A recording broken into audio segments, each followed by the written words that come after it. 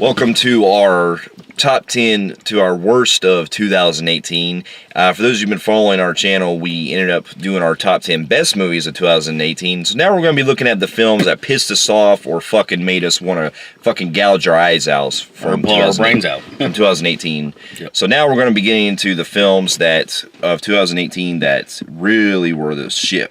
Our shit list. Before we begin, keep in mind we have our lists are a little slightly different as far as our dishonorable mentions and top 10 lists as well. So there are gonna be films like people are gonna be like, why is movies like Night School not in there or Life of the Party? Well, we haven't gotten to see those. So there were a lot of comedies I missed of 2018 that I didn't get to watch, and there were other films that I didn't get a chance to see because I had other shit going on. I couldn't catch up with it. Yeah. So we're basically gonna start for our dishonorable mentions. And by the way, he has 2 dishonorable. He can only come up with 2. I got 3. Okay. Yep, that's right. So you go starting with my dishonorable mentions, I have number 2, I have Leprechaun Returns. Now, the only reason I put this film on my dishonorable mentions is because I wanted to try to fill in, because even though the film, I wasn't trying to make it anywhere on the list, but it was still pretty fucking bad, and I put it on there as very low because even though it was a bad movie, there were still parts of it that I did find myself a little bit entertained with, so it didn't make the top 10, but it was still in my dishonorable mentions. Oh, and your other one. And then my other one is Halloween, which that was a film that I pretty much was exactly what I predicted. It was so it pissed me off at no end, but there were still wasn't good. There were still some cool things with the death scenes and everything that were still in there that kind of held it and back. it had the best soundtrack. Yeah, they had the best score that they had of John Carpenter in there. So there were still some good things in there. It's just that it was hidden from all the bad shit. It basically said, "Fuck you. We're gonna let's remake this, do a better sequel, but let's not bring nothing new because we're gonna carbon copy and everything." Yeah. So it was like, what was even the fucking point? Even give them the closing death of the same death they did in part 2. Exactly. Yeah. So those are my dishonorable mentions. Okay. So I got 3, of course, on my dishonorable mentions. I'm gonna start off with my 3rd dishonorable mention, Red Sparrow. Please, Hollywood, when you do a movie taking place in another country like Russia, where this movie takes place, can you use the native language, please? That is an issue with me. Stop fucking thinking that Russia speaks perfect fucking English and they all speak American. Stop that shit. And there was a lot of other. It was a espionage spy film that brought nothing original to the story. My 2nd dishonorable mention, Breaking In. This film was one lazy-ass fucking written film. A woman who gets pretty much knocked out of her house while her kids are taken over by the dude from Twilight. What's the actor's name? Billy... Billy something. Billy something, yeah. Yeah, he played the father in Twilight. He's also was the great cult leader in... Drive Angry, which was really good.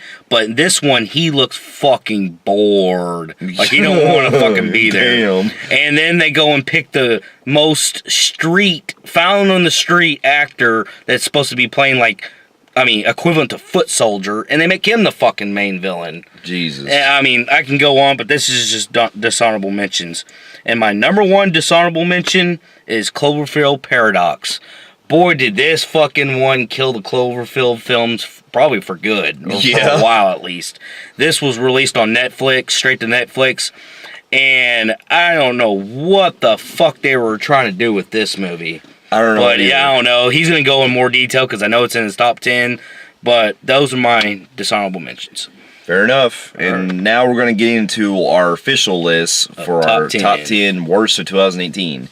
My number 10, I have, like he just said, the Cloverfield Paradox. Talk about a movie that actually had potential, because from the trailers, which came out of fucking nowhere because they brought it out of nowhere on Super Bowl, they were letting us believe that this was going to be the true, kind of origin of how it all started with fucking Cloverfield. Kind of like a prequel, basically. Yeah. And Yeah, kind of, if you want to count the last fucking second of the movie. Yeah, the fucking before the credits roll. Yeah, the rest of this film, I don't even think this would fucking qualify as a Cloverfield movie. No. Because the rest of the film seems like they had a different idea in mind, much like 10 Cloverfield Lane, but they basically were like, in a horrible way too, because even if this was its own movie, it still fucking was shit. All the performances were bad. You got a fucking story that's so reminiscent of the movie Life that we saw a couple years ago. Like Life. It was like Life in every other sci-fi film we've seen, and it takes nothing new. Not to mention bad performances. And the editing, don't even fucking get me started on that shit either. Yeah. Yeah. There was like, this movie was such a fucking downfall from the other two movies, because I even liked the first Cloverfield, but Cloverfield Lane seems like they were setting up something for this franchise. Exactly. Yeah, I feel like if they're going to make another one, just either do a flat, straight sequel to 10 Cloverfield Lane or do something with the first movie again. But until then, we're at a hiatus right now. Yep. All right, my number 10 is Robin Hood. Ooh. Oh, God, was this fucking movie. I just wish this film, I could have found a lower spot to put this on. But I saw too many worse films. But, yeah, talk about how, I mean, they can't get these fucking fantasy films right. I mean, we had last year's King Arthur, then we had the two Herculeses, which I know you like the Rock one a little bit better, but I really didn't care for that one either. It just felt, and then we had the Conan. They keep fucking these movies up to oblivion, and here we go with fucking Jamie Foxx and that Taron Egerton, whatever his name is, fucking. He plays Robin Hood, and you got Jamie Foxx playing Little John, or wherever it is. And, God, they go for this fucking... They don't even know what fucking year they're in. We got these actors wearing fucking modern goddamn clothes. Playing modern fucking music. And the Robin Hood is just, like, the story of Robin Hood is so fucking bland and boring that I about fucking fell asleep in this goddamn theater, man. I know, I did too. I was so bad fucking bored with it. Bad CGI. Quick saying, all right, you already know how to do everything, Robin Hood. Yeah. Even though it's an origin story. We get the origin story done in 5 minutes, and he now knows how to do everything. And just everything's a blur. It's like action scenes. You see the fucking dude's gonna take over a mile away. Oh yeah, and then plus it's typecast because at this point the guy from Ready Player One, which was a phenomenal film, he went from that to playing the main villain to this, and it's like you can tell the difference that he's just gonna be playing that same type of stereotypical character. Yeah, it was fucking trash. They need to stop making these movies, these Robin Hood movies, or any of these type movies until they can get them right. So that's my number 10. Fair enough. All right, my number 9 is Proud Mary. This is a film that I didn't really expect much. I kind of thought it was going to be kind of like a 70s type throwback film to like blaxploitation films, because from the trailer it seemed like it was one of those movies that was kind of playing akin to like say Grindhouse or something like that, where it was kind of playing a tribute to those. I watched this movie, and other than the opening credits and shit, this movie was so fucking just so forgettable and bland and so fucking boring to the point that I really had no interest. Like, this movie is everything misleading from those fucking trailers. Like, you talking about a trailer that makes itself like this kind of head-edged kind of revenge thriller. There's like, what, fucking 2 action scenes the entire fucking movie at the very end, no less. I'll go into more in that. Yeah, this movie was everything that I was just like, okay, I am so fucking bored. There is no good performances. The girl is fucking miscast. I mean, even Danny Glover. Yeah, and the main girl that I admire as an actress, but I don't buy her as this badass type hit woman. The only time that I bought her as a hit woman was in Smoking Aces, that sniper woman, because she was just playing a side character. But in this, no, she was fucking terrible in this, and the rest of the film was just so fucking bland as hell, and just so just forgettable to the point that after a while I kind of forgot that I watched it. So that's my number 9. All right, my number 9 is Truth or Dare. This film was a heavy promoted film. Again, these fucking soft ass fucking movies, and I dodged that bullet. Yep. And you're lucky. You didn't miss shit. And this is a film that got highly promoted. It's about the Truth or Dare game. It's the one with the like funny ass smiles. Yeah. That we saw all them goofy ass fucking CGI. I knew this movie was gonna be fucking trash from the get go, and boy did it fucking prove me right. And it's about these girls who go to Mexico and they meet this guy, and this guy end up fucking taking them to this little place, and this place he tricks them into playing Truth or Dare. Basically, he's doing it because the game is forcing him to find somebody or else he dies. So he ends up giving it to them, and then they realize that they're being told to do the Truth or Dare. They refuse, they die in weird ways, and they have this weird fucking smile when they're dead. Oh my God. It's like, what the fuck? And, really, what all can I say? The movie plays out the same tropes, and there's just nothing interesting about any of the deaths, and then they go off with this fucking retarded ass cop out. I knew they were going to end this way, where they do kind of like what Rings did, where they fucking goes over the internet and everybody's playing Truth or Dare. Oh God. Yeah. So it's like they were so shitty out that they had to rip off another shitty movie. Yeah, it takes literally. It's like being shit and then going around and saying, I'm going to rip off every movie got an F and I'm going to be an F. Yeah. And the fucking CGI was god awful in these. It was cringy seeing them smile there. I'm like, what the fuck? Yeah. And the performances were fucking horrible in this film. It sounds like it. God, I'm glad it's over with on that one. So yeah, that's my number 9. Fair enough. Now, my number 8 is a film that I avoided when it first came out because it just didn't interest me much, and I had to wait until it was on video. And my number 8, I have Winchester. And this is a film that I didn't really expect much. I thought it was going to be your typical supernatural film, and it was. It was pretty much exactly what I thought. Yeah. I kind of put this low on my list because there were some interesting things I kind of liked about it. Cinematography was some of the most gorgeous cinematography I've seen out of a horror movie. Yeah.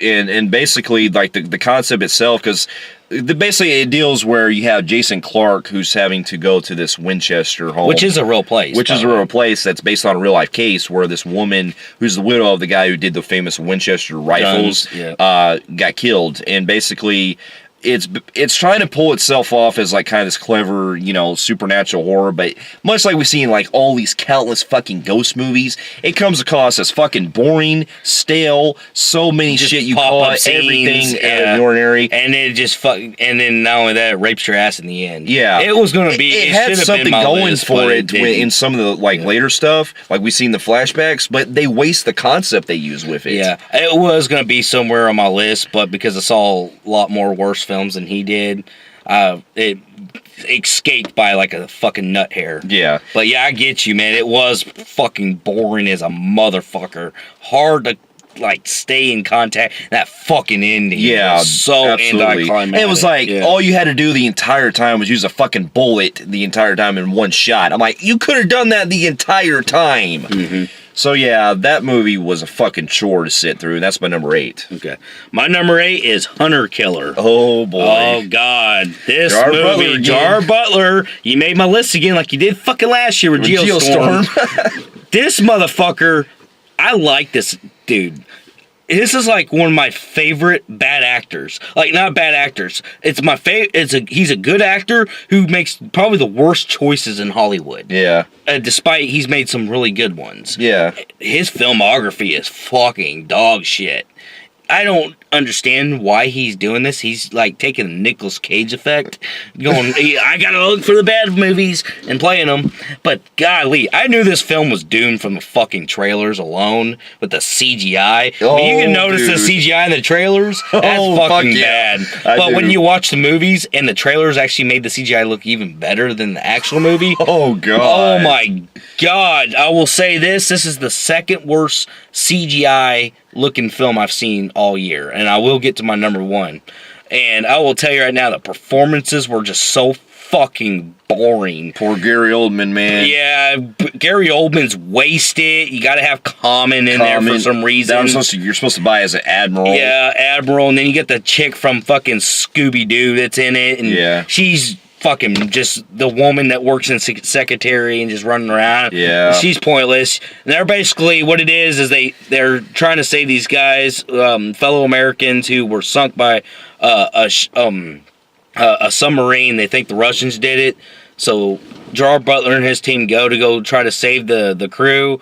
Come to find out that there's a coup going on in Russia where they're trying to, these like groups, this like military guys are not liking what the president's doing, so they're trying to take over the country, and they're trying to take out the Russian president, their own president, and we got to go there and save their president.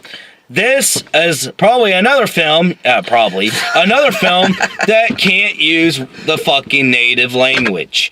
And what this film does worse than Red Sparrow did was this film actually, some of the characters don't even have the Russian accent. They have American accents. Yeah, the president has the American accent. I thought maybe they're doing some American terrorist shit. Yeah. He's an American, he hates his government and all this shit. He ends up being the Russian fucking president. And then in the end of the fucking movie, everybody starts speaking Russian and then he has the accent.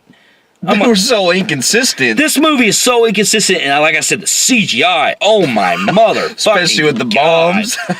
Everything. The water was even fucking computer generated. Oh, everything was computer generated. You can fucking see green screen from a mile away. This shit show does not fucking go. And they also have a subplot that kind of reminds me of Lone Survivor, but a fucking Dollar Tree version. Oh, yeah, where they're trying to use land troops to try to counter the other side while they're in the submarine. Yeah. So it's got this other plot. It's like, okay, really, I don't give a fuck. And I will say, it's also extremely boring to the part I was to the point I wanted to just stop watching this movie. Yeah. So that's my number 8. Fair enough. Now my number 7 is a film that I felt like the most disappointed with, as far as not only as this director of this film, but also the real life case. Me and him can share this one. Yeah, yep, this is our number 7, and that is Clint Eastwood's The 1517 to Paris. And what's weird is that this came out the same year as his other film, The Mule.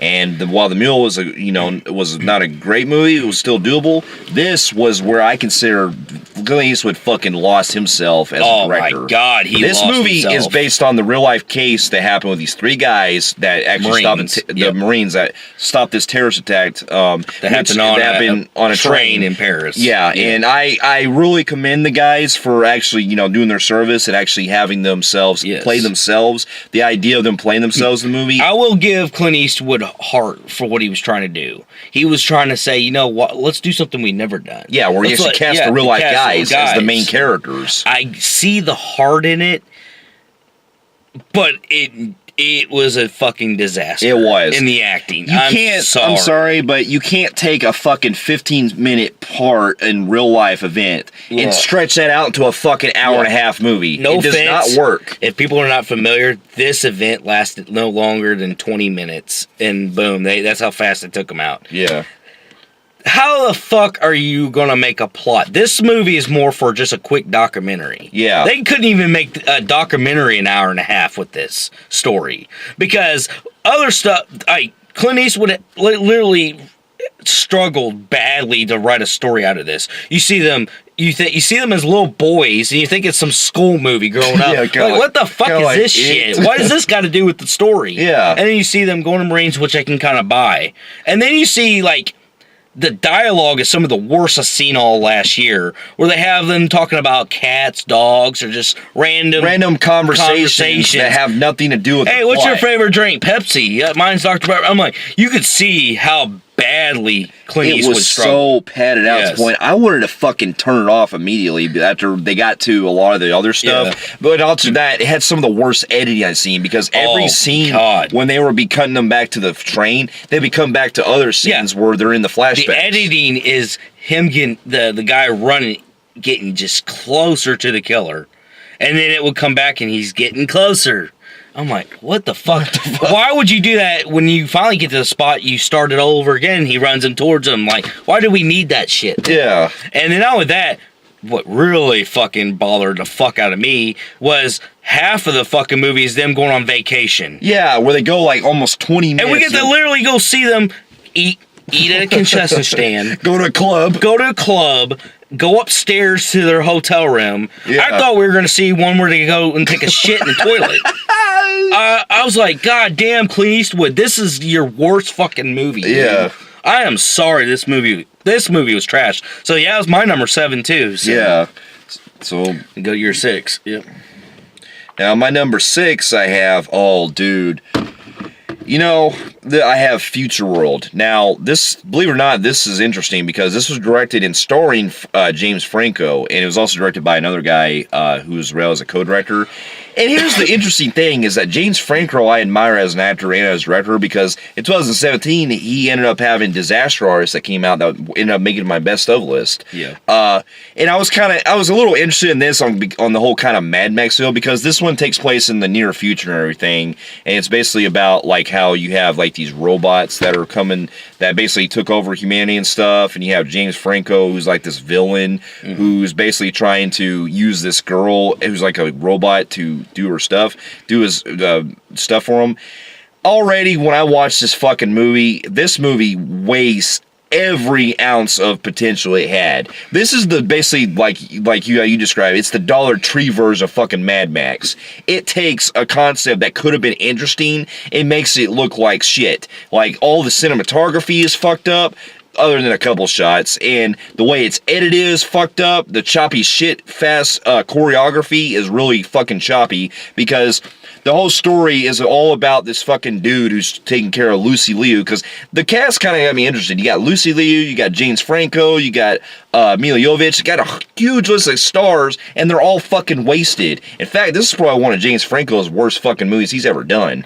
And you have basically the whole plot about this other guy that's trying to take care of his mom, played by Lucy Liu, and the whole movie she's fucking bedridden and she's only in for like 3 minutes. And the rest of the film is him trying to get medicine for her. Mila Jovovich fucking pissed me off. Her performance was the worst because we get to a later scene where this kid who's trying to get the medicine for his mom, he ends up finding the girl that's working with James Franco and all that. They end up going to this area that's called like the drug land or whatever. And I gotta tell you, I like Mila Jovovich as an actress, but this fucking performance, this is like he took the Joker, Jared Leto's Joker from fucking Suicide Squad, and crossed her with fucking the weird fucking Tasmanian devil or some shit. It was like all over the fucking place. Yeah. Like it's like on meth basically. Yeah. And not just that, but a lot of the fights, there's only like a couple of shots I like where they do like these long kind of tracking shots where it shows them doing these fight scenes and stuff, but it's all ruined because the moment that they cut it so fast to the point you can't even pay attention to it. Like this movie just wastes everything that you could have done with a post-apocalyptic film. You want to see a good post-apocalyptic film? Watch all the Mad Max movies. Yeah. So that's my number 7, or my number 6. Sorry. Yeah. My number 6 is Proud Mary, which he described earlier. This was just a blank movie. It was promoted like a 70s grindhouse, like kind of like a black exploitation, like throwback, a fight film, like a spy, like a type agent type thing. And boy, I get fucking lied to in that trailers, man. This whole movie, the opening in the 70s, and then it fucking feels like a goddamn 2018 it's movie. set in modern times. The modern times, I'm like, the fuck? Is that what the trailer showed me? Yeah. What's with the afro shit? Where's all that shit at? It's not even in the movie. Yeah. It's everybody in regular clothes. You got her, like, taking over for this boy. She did some bad shit, and then she's like some agent that's going around killing people. Yeah. And then she takes over this one boy who was involved with some bad shit, his family was, and she's taking care of him, and, like, the whole movie's just her taking care of him. I was like... And then there's a couple fight scenes, and you got Danny Glover being that, I mean, just straight up fucking, I'm talking about off the fucking bottom of the barrel of Walmart villain. Yeah. And it's like, this movie was like one big blah, and to be honest with you, this is probably one of the, out of my whole list, this is the one I almost completely forgot what happened in the movie. It was so bad. Fucking forgettable. Yeah. But I can't really describe much. It was just a blah. It was just the most pointless fucking thing. Yeah. So that's my number 6. Fair enough. Now we get into a film that I actually thought could have had potential. And that movie is Tales from... number 5. My number 5, I have Tales from the Hood 2. Yep. Now...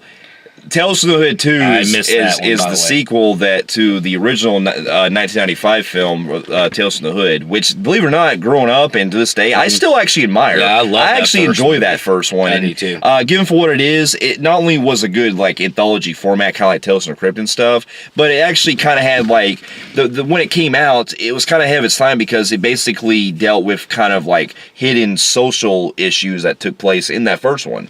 Well, the same director, he came back for this one. It seemed like he was kind of going with that same approach. And this time we returned with the same kind of format where it's like different segments being told by the Mr. Sims character, who this time is played by Keith David, which I'll admit is interesting casting because I do like Keith David. But after watching the film, I was like, okay. Everything that I liked about the first one was bound down the fucking drain. Where do I start? I did a written review of this, but let me just put it this way. You have everything that was from the first movie shit down by shitty performances, especially the fucking everyone else in the film is so poorly done. They're sending out cheap lines that are supposed to be comedic, and it comes across as so fucking poor. And you have a lot of this. The opening scene has credits where it shows these fucking skeletons in CGI. That's how fucking cheap this movie looks. Yeah, I can tell. Yeah, and you also have all these and. Tell me this, how the fuck is this a Tales from the Hood movie if your opening scene takes place at a fucking airport and it's like some kind of like in daytime and it's like in this fucking modern like city area that doesn't even look like the Hood? And because the whole plot, like the main plot deals with Mr. Sims from the first movie comes back and he's helping this weird senator dude or whatever or he runs his military base trying to make the perfect weapon, and basically he's making some kind of fucking robot, and the way he operates, this sticks out so far from the first movie. He's basically telling him to employ stories inside this robot so it'll basically stop crime. Even though I haven't seen the film, you did show me that scene, the Dollar Tree version of Welcome to Hell. Yeah, I was like, oh my god. And you said pretty much all the segments were they were all bad. Every single one of them. Now there's only one segment I did kind of like that was toward the end. It was the one that deals with basically shows a flashback that deals with this guy who's a slave and stuff and everything. Or I'm sorry, he was a slave. He got bullied by these guys that were trying to be well, basically that's interrupted by other sequences in modern times where this guy, his wife is pregnant and he starts seeing like this weird images. The way it's acted, I would admit, was a lot better than the rest of the film was, and it had an interesting message, but the rest of the fucking segments are fucking terrible. You have shitty CGI death. You have fucking scenes that are, while they're unpredictable, they come out of fucking nowhere. Like, for example, the very first segment we get into, we have these people go inside this kind of like museum that's supposed to be for like basically it's called the Black History Museum, and there's literally a scene where a fucking doll turns into this big this dude in a fucking literally a fucking doll costume, and it looks so cheap that you could probably find it at a Spencer's or whatever. And then we have a scene later where this girl ends up getting pregnant and she has all these little mini dolls come out of her. I was like, what the fuck am I watching? Yeah. This movie was everything that I liked from the first movie, completely turned to shit. I don't recommend this at all, man. Like, to me, the first film, it seems like it was going to be a one and done deal, and it should have been. It shouldn't have been, yeah. So, all right. That's my number 5. All right, my number 5, and like I said earlier, talk about shit shows of fucking CGI. The worst CGI film of all of the year, Hurricane Heist. Oh god. Oh my motherfucking god! What the fuck was this piece of shit? This movie is about a heist. It's a Dollar Tree, another term Dollar Tree version of that fucking The Rain, what was it called? Oh, Hard Rain. Hard Rain. In the 90s. Which was still a good movie. I still haven't seen it in a long time, but I remember enjoying it. And basically, it is about a hurricane that's happening and a heist going to be taking place during a hurricane at this Federal Reserve in Alabama in some fucking country town. Yeah, I think they're going to really have a Federal Reserve there, a major Federal Reserve that's got half of the country's gold in Alabama, Yeah. on the Gulf Coast. I don't know about that, but anyways, this film had fucking the worst CGI. I seen better CGI out of Lake Placid 5 than this fucking movie. I've actually seen better in Sharknado than this fucking movie. Oh, God. In fact, this movie is so incoherent on it, whether they're in a hurricane or not. There's people that are able to walk through it, and then there's the next scene, there's somebody acting like he's going to be blown away, and you actually see sci-fi version of storms in the background. Like, you see the green screens. Like, you can see it like they have it on the screen in the background. A fake tornado. Yeah. In the background. It's like me taking a screen in back and put over there, and then, like, you know how, like, they can build a mountain, like, you know how people can, like in a studio, they can make it look like mountains are in the background? You can see that. Yeah. In the background. The storms. Oh my God. And you see people's hair's not even blowing, their clothes ain't even moving. You can tell it's green screen. I was like, oh my fucking God, did they not realize that they were making a stormy movie? Nope. And So I swear these motherfuckers are going in a goddamn circle. They go to this place, they're driving to go get, like, this one guy that's a meteorologist going to get one of his brothers. Because it starts off in the beginning, these two little brothers, dad dies in this hurricane because they're running away from this hurricane, and this motherfucker has a skull like off a mummy coming at him. I'm like, what the fuck is this supposed to be? And then the dad dies, and he cuts off like 20 years later, and then now they're at fucking about to have a hurricane, a big epic hurricane that's gonna break records. And these brothers are like phoning in these kind of some acting that I would see off of Days from Our Lives type acting. God. And they're like, yeah, brother, we will get them one day.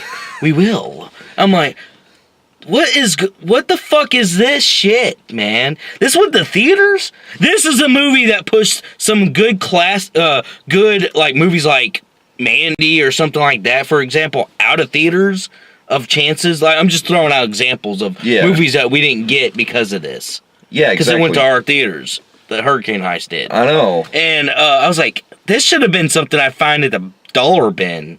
Like, what's this? You know, like I did when I found fear.com or some shit like that. Just out of nowhere. I was like, the acting was unfucking godly bad. The lines, there's a scene, 15-minute scene where they're eating cheeseburgers. Are you fucking kidding me? I'm in the mood. I know we're getting killed by these guys. And they're outside, but then they don't want to come and get us inside. But we have enough time to eat and talk about cheeseburgers. Oh my God. I haven't had a good cheeseburger in a while. Yeah, I like them cheeseburgers. Yeah, them cheeseburgers. I do like them God damn, shut the fuck up. Yeah. I'm like, God damn, and the villains are fucking stupid as a motherfucker. Bad decisions. Then they have this gay scene where these motherfuckers are running from this tornado, or the hurricane, and it's like, it has like teeth and it gobbles the fucking vehicle, and that guy starts remembering when he was a kid when he saw that same skull. What the fuck? And then the movie's over.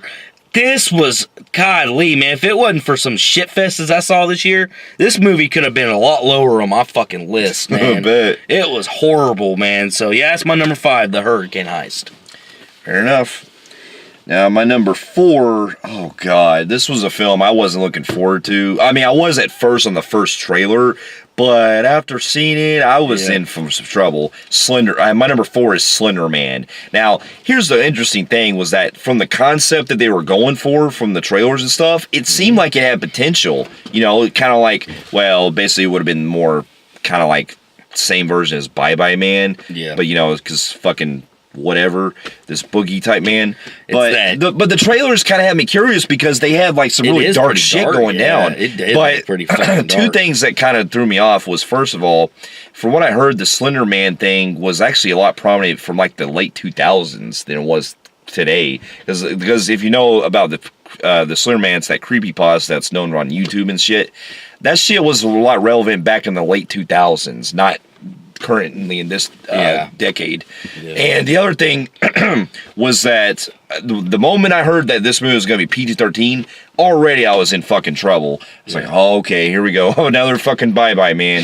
So we ended up going to watch it, and I was like, okay, this movie is not only fucking uninteresting and boring, but they are really just not even doing anything with this fucking story. You have characters that are... These girls, and they don't even focus like a lot who's our main like character or anything, because they keep going all over the place.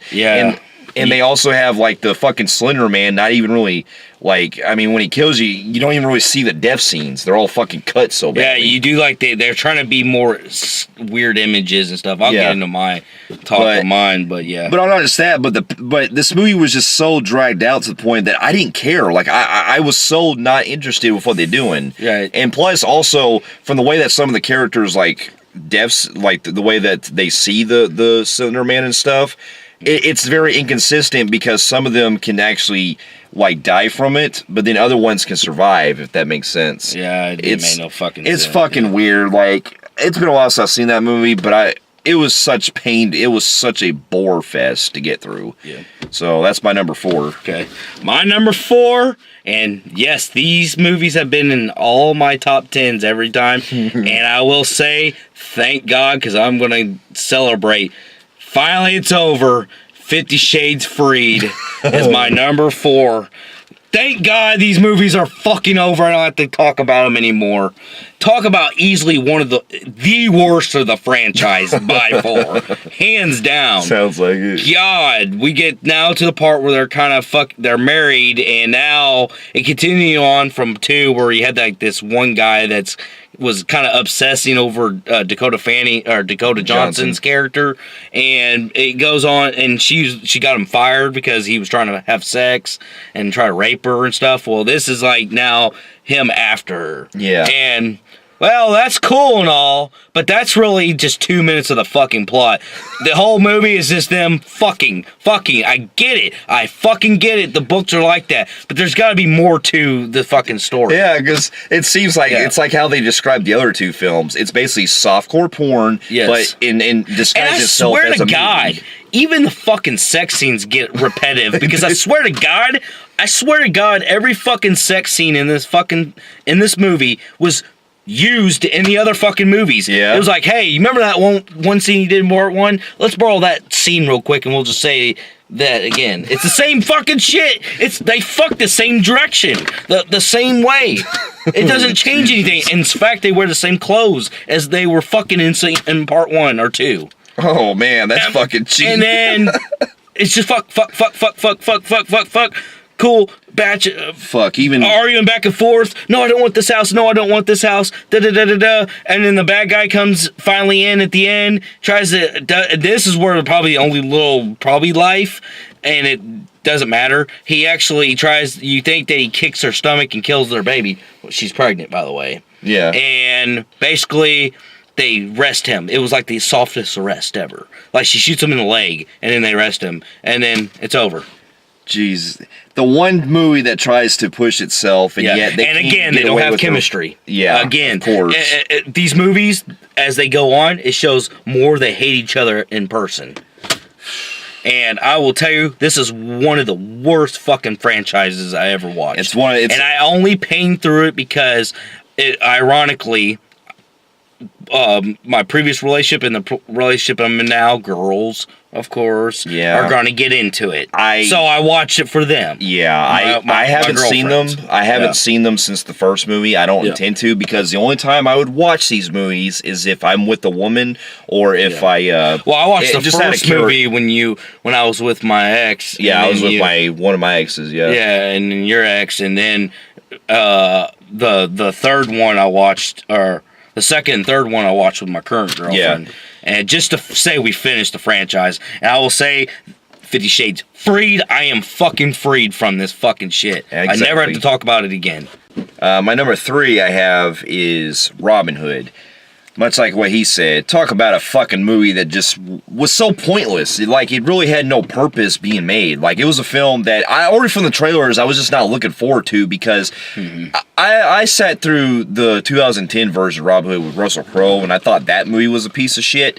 Yeah. But this one I thought was worse, because even in the 2010 version, that one at least had some kind of fun, interesting stuff happened. Yeah. This movie, you could probably buy him as Robin Hood more than fucking there. I mean, I still love the actor. Yeah, I liked Taron Egerton, but he was so fucking poorly done here. And maybe that was a combination of the direction and writing involved, but it was like everyone involved was just so bad. And the whole movie, it was the CGI, the fucking action scenes are all trying to be Jamie Foxx's modern day style. Yeah, it doesn't work. When it's supposed to be like, what, 14, 16, 17, 1800? Like I'm not buying anything. It's supposed to be during the Crusades. Yeah, the Renaissance and Crusades. Yeah, so it's way the fuck back. So I don't know what the fuck they were doing with this. Yeah, it was one of those movies that it was like a chore so bad to get through. I was just like, please fucking end already. Yeah, I will tell you right now, this movie, I walked out with a fucking headache. Yeah, I was too, man. The editing didn't help, but also the action scenes, they were just, they were trying to wanna be Zack Snyder, poorly done. Yeah. And it was trying to be like somebody, the director, in a way, I felt like he was wanting to be like Guy Ritchie, but in a poor man's version. Yeah. But I'm sorry, but Guy Ritchie fucked up King Arthur too last year too. So it's like these movies, these mythical type movies, they just don't work anymore like they used to. No, they don't. So yeah, that's my number 3. All right, my number 3 was a film he just recently spoke about, Slender Man. Oh boy. Oh God, this fucking movie. God, man, this is probably one of my because the next 2 films after, like my 2 and 1, weren't theater movies. So this is my worst theoretical film I went in theaters and saw. And I will say that this was probably one of the few times I begged to leave that theater. It was a fucking goddamn chore to fucking sit through this movie, man.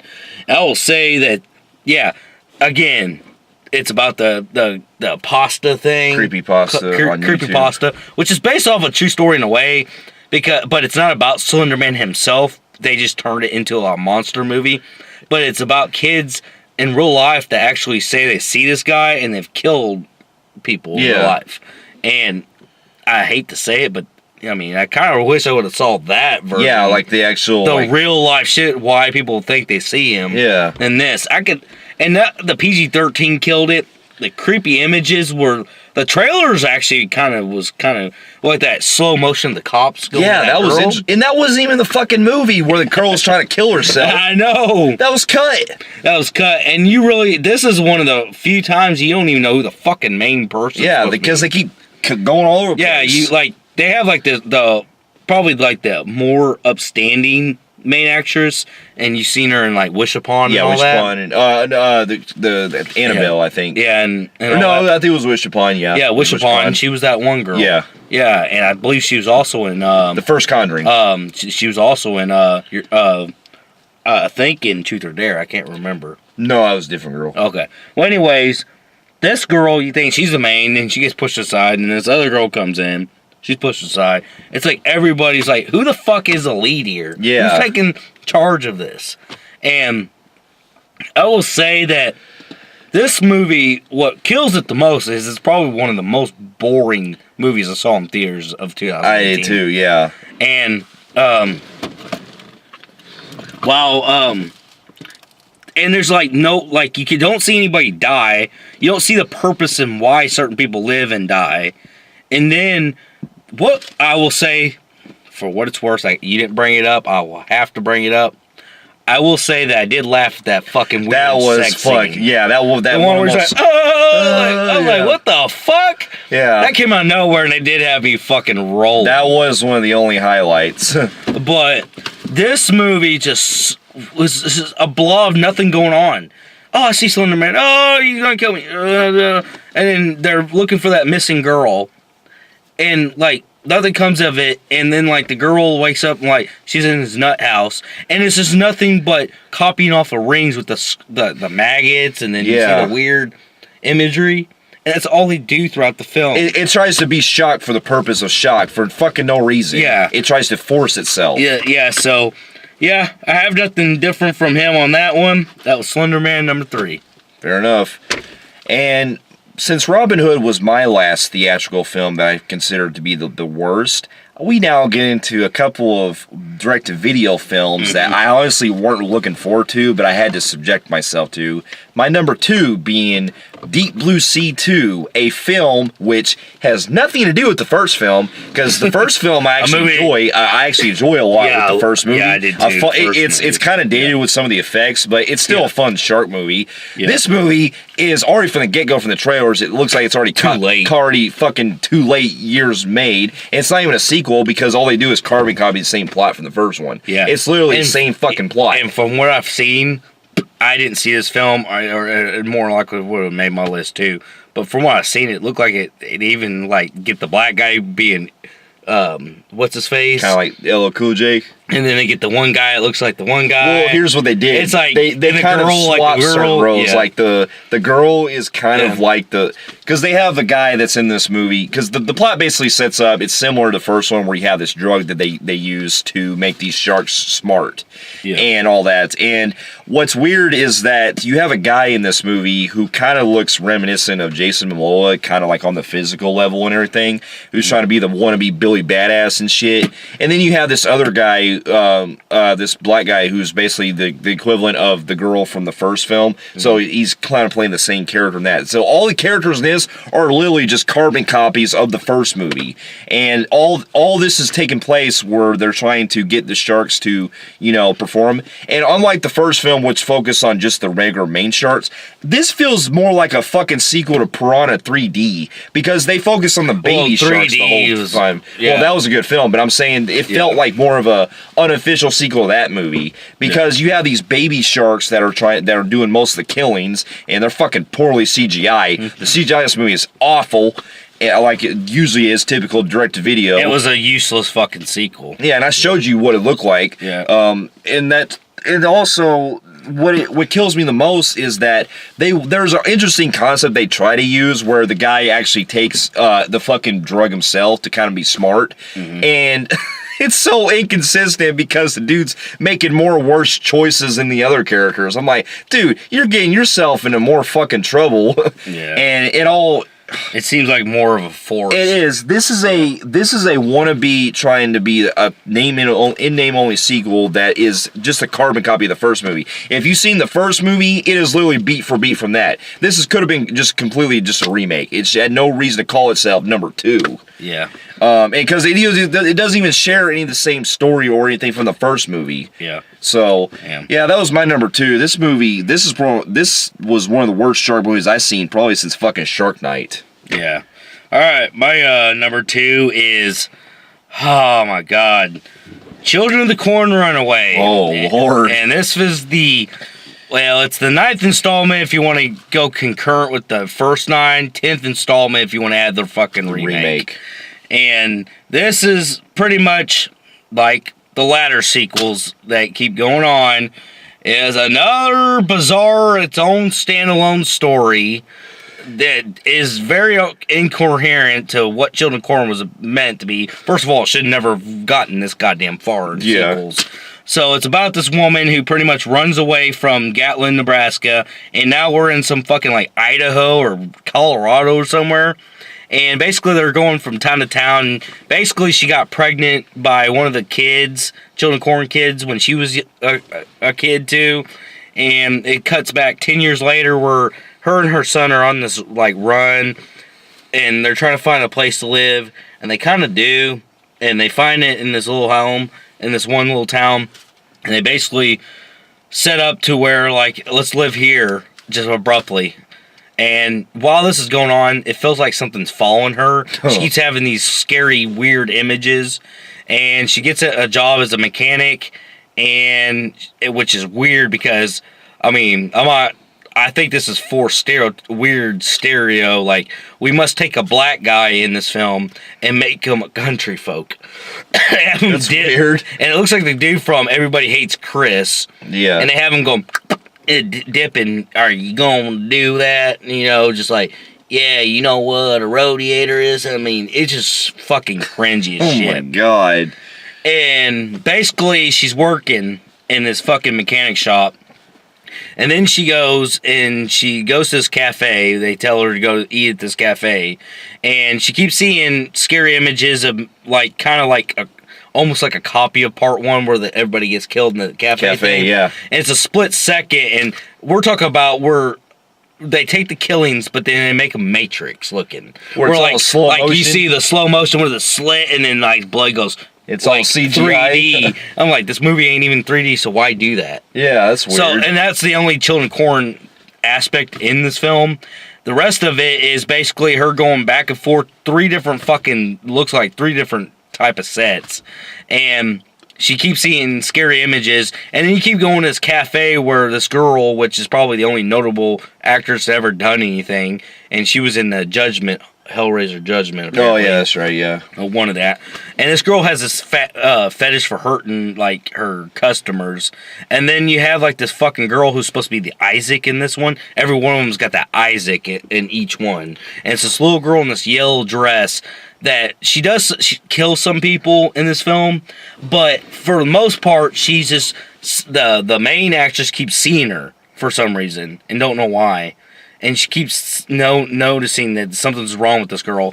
And the whole movie is her prancing around or doing fucking backflips. I think I'm watching Circus Olay or fucking a horror version, wannabe version of fucking Mickey Mouse Club. I'm like, why am I seeing this girl cartwheel and fucking prance half the fucking movie? Where is this leading to? It leads to fucking nothing. You don't even... I mean, they try to... do this twist where the boy doesn't call his mom, he calls her by her first name, and then he reveals that his mom, like, obviously I fucking knew that. Your mom was pregnant with you in the beginning of the film, you dumb fuck. Where's this movie going? And the movie just abruptly shows her in blood and the movie's over. What a fucking weird ending. Yeah, this is another shit fucking... They need to stop making They these need movies. to stop making these movies, man. Yeah. I haven't seen any of them since Revelations, and I haven't seen the remake either. Yeah. But it seems like they don't have any fucking ideas with these movies. Yeah. But now, here, like we did with our best, we had our number 1 film. We were able to do it in the best. We are at the now, we are together. We have our number one film of worst film of 2018. Day of the Dead Bloodline. Ooh, oh you my fucking God! You fucking pissed me off. This is a film that... Let me state something real quick. I am pissed because Day of the Dead from '85 is one of my favorite zombie films of all time. It's probably it's my top 2. It's probably my favorite. Man, this movie just said, "Fuck you. We're gonna fuck your movie, George Romero." Oh my God, lead on this. I mean, going into this movie, I kind of had a little bit of kind of hope, just a tiny bit, because knowing how much I fucking hated the other one, the 2008 one, that was such a poor attempt at a fucking remake, I kind of figured, okay, maybe they'll probably fix the mistake. And not to mention they bring Bub. Yeah, they finally bring Bub in. They're doing stuff like the original. I'm like, okay, you fixed that right now for the trailers. It was like, okay, you're kind of going the direction that should be like a remake. Yep.